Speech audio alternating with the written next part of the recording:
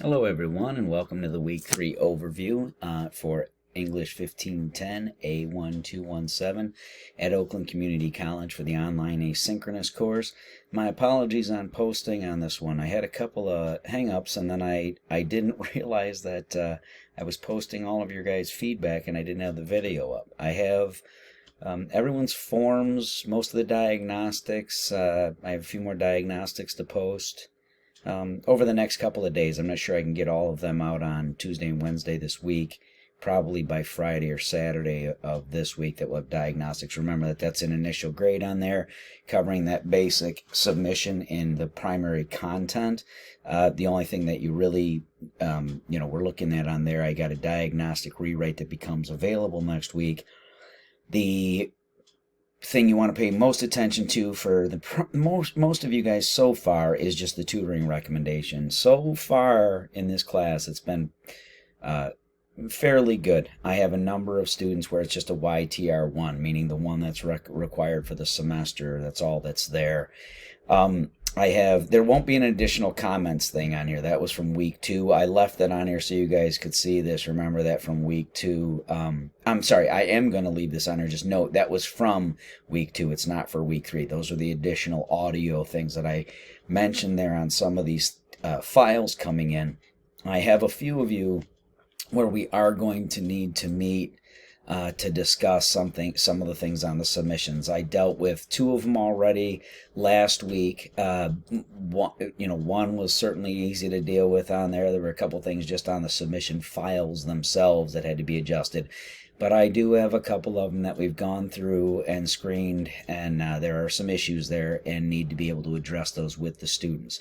Remember that if I contact you about those and I leave the feedback on your file, everybody's responsible for checking the feedback once posted, whether it's on forms, diagnostic, and other submissions. I did also respond to everybody's discussion board, first one, the introductory post, and now we have the memoir one. But if we need to have contact here, remember we're utilizing instant messaging here at the top. You'd click on this envelope, select your class from here, from that list, and go down if you need to contact me. Again, my name is listed there as Benjamin Martin, and there are 2 listings for me. There's both the student and instructor one. Both of them are fine. Either one will come directly to me. You don't need to make an adjustment. You can, either one of those that you see in there in the listing will go directly to my inbox on this. And remember, don't send emails unless I have determined already that you and I need to communicate via email. That will be for only an individual case-by-case basis. Once we've had communication here through this and I've determined that the need is there to move to the email correspondence in any ways. Otherwise, we have a direct line of communication between you and I right here. For those of you who are reviewing your diagnostic files, the tutoring recommendations on there, most of you so far have a YTR1, which means in my courses, all my Comp 1s, a lot of the Comp 1s now, and a good percentage of Comp 2s, we have a tutoring requirement for at least 1 ASC tutoring session per semester. I already give extra credit even for the one that's required. It works as follows. If you do complete the tutoring that's required for the semester, which is 1 half-hour session for everyone, you get extra credit at the end of the semester applied to the category that most positively impacts your grade. If I don't get a confirmation for you for the semester, that's a detraction in the attendance and participation category for the term. So make sure that you guys do follow through with that and get that one done. It's an easy extra credit point for the semester. On those diagnostics, if you did get your feedback file on diagnostic and you go in there and you see that on your YTR recommendation that it's a 2 or a 3, I can't force anyone to do that, but that YTR2 recommendation on there is going to be indicating on your feedback file in this Dropbox here. You guys will see your feedback file there when it's posted. Make sure that you go in there. If it's a YTR 2 or 3, that means I'm recommending further tutoring, because at the sentence level in your diagnostic you have some other issues of concern, and they're not necessarily things that are going to be covered in a Comp 1 class at the college level. It's things that we expect students to come in with a certain level of understanding from the start and be able to do content and context of the types of essays we're assigning, not going through and addressing run-ons and comma splices and things like that. And there are some students who have 2s and 3s. Not a lot in this particular class as of now, but there are some. I also do make sure that if on those, some of you guys, I reserve the opportunity to adjust that later on in the term. Some of you, I was between a 2 and 3 or a 1 and a 2, and I made comment about that as needed, indicating that if I see further in the writing later on in the term that I see errors that are significant, that present themselves the longer the assignment requirements get, because diagnostic is rather short. And if that's the case, then I make an adjustment later on, and I'll make note of that there on that further assignment, and then I would also go back on your diagnostic and adjust that, make a posting there for you to note that. Regardless of what your tutoring recommendation is, I want everybody to remember that here under Student Services, the Academic Support Center is linked right here. For any tutoring services for the term, it's listed here under resources. All you got to do is click here and it takes you to a couple of different resources here. One, you have the tutoring schedules that will be listed for all your disciplines here on the right hand side. You'll see over here that you have your English and writing. You can also simply download this PenG app and do all your scheduling and your tutoring arrangements through that app. It makes it very easy to set those up and submit your work. Once you have completed one of the tutoring sessions, I need the confirmation form. I don't need any of the other files. I don't need anything. I don't need the verification that you've set one up. I need the confirmation that one has been completed. You'll note that the Dropbox that under your guys' assignments file, it'll be in your upcoming events too. Down at the bottom it says required ASC tutoring session confirmation and extra credit confirmation forms. I give extra credit for every one you attend, even if you are doing it because of the recommendations. Every single one, I'll make note of that in your attendance file for the semester, and that will also be added at the end of the semester for the positive part of your grade, in going towards whichever thing most positively impacts your grade. So that stuff aside, this week we do not have a submission draft due as far as a draft goes into anything for me as the instructor to review. This week, in week 3, everybody is working on the discussion board memoir draft. So everyone submitted their summary outline for the memoir, which was due by Sunday. I am going to be reviewing those this week and the beginning of next. Once I'm finished with diagnostics, I'll move right on to those. I will post a feedback file for students on those, and then you will also be posting your rough draft to the memoir peer review Dropbox. Make sure that you guys have this in your purview for the week. You should be posting your draft that you write, your first rough draft. Make sure that any adjustments you need to make, if you copy and paste one into the page and it does adjust your paragraph settings, try to readjust them so they're still at least tabbed over at the starting line. It's not necessarily going to be the case that it's going to look just like the MLA format and requirements. That's just the nature of the design of the platform. I prefer the copy and pasting in there anyway, so it's displayed there in the window, as opposed to doing an attached Word file for those discussion boards.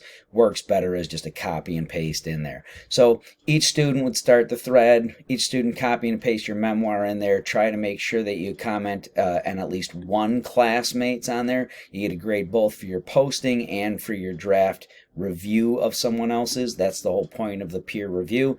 Once each student has completed this step, make necessary edits and revisions to the rough draft, and be sure to submit the rough draft to the assigned Dropbox for review by the instructor. So you guys, this week, as I said, you're just doing that into the Dropbox. I have that as the posting on there. Everyone for week 3, make sure you get those in there by 11:30 p.m. on the 26th. I think that I had that availability sort of adjusted here. I will make sure that this is adjusted for the 26th.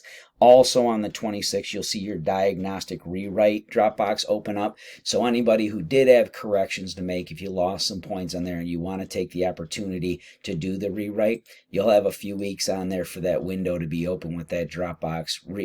Do the corrections that are recommended. Make sure that if you have the tutoring recommendations on there, you follow through on those and you submit both the confirmation form of your completion of the tutoring session and the rewritten diagnostic so that I can give you credit for both. Okay, the